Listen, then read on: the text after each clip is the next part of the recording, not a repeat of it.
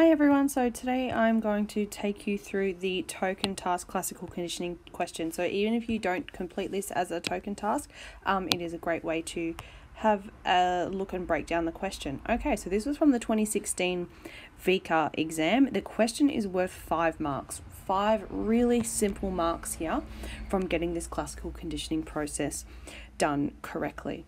So first thing we're going to do is look at the allocated marks. Next thing we're going to do is have a look at the key concept or topic. So the question tells us to use the language of classical conditioning. Oh, sorry, I didn't even read it to you. So Katrina eats toast every day for breakfast. 3 days in a row, the toast gets stuck in the toaster and burnt, setting off the smoke alarm. The smoke alarm made a high-pitched sound, causing her dog Buster to startle and then run away. Now, whenever Katrina uses the toaster, Buster runs outside and hides in the garden. Use the terminology of classical conditioning to explain how Buster has come to fear the toaster. Okay, so the scenario wants us to talk about how Buster has feared the toaster. So what has... and also the command terms. So we have to use the terminology of classical conditioning to explain. So in our dot points here, what would be some of the things that we would need to do to explain the terminology? And remember there that it needs to add up to 5 marks. So using the terminology of classical conditioning, we will relate it to this scenario. So whenever I see a question about classical conditioning, the first thing I do is draw this up in my head and figure out all of the elements. So this is what it's referring to when it talks about the language of classical conditioning. I am being lazy, so I can write shorthand, but you cannot. You have to write the full words. So they're in 3 different pairs here because this one is before. So this is before the conditioning has taken place. This is the during, which is the association and acquisition stage.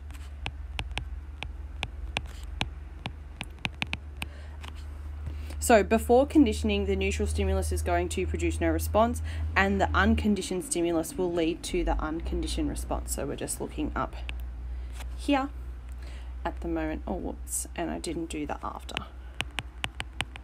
after conditioning. So a great tip, if you sometimes get confused, this bottom section here, the after conditioning, it's always going to be the last sentence in any of the scenarios. So if we go back to this last sentence here, whenever Katrina uses the toaster, Buster runs outside and hides in the garden. So we know that the toaster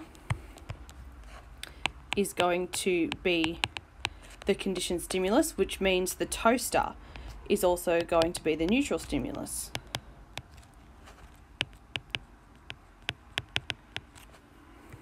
And the response is to run outside, get startled. So we can always figure out those first 2 things there. They're always going to usually be that last sentence at the end of the question. So what we need to figure out now is the unconditioned stimulus and the unconditioned response. So the toaster being paired with what? So prior to this conditioning, the smoke alarm leads to the unconditioned response. It says at the end that it is fear, but I want you to use the language within the question that it startles him to run outside. Or, yeah.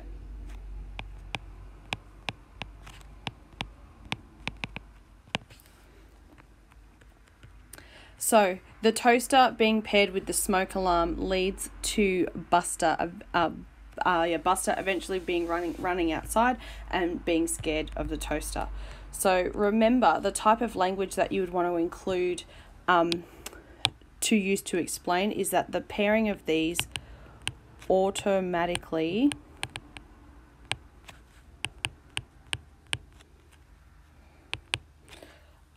so the neutral stimulus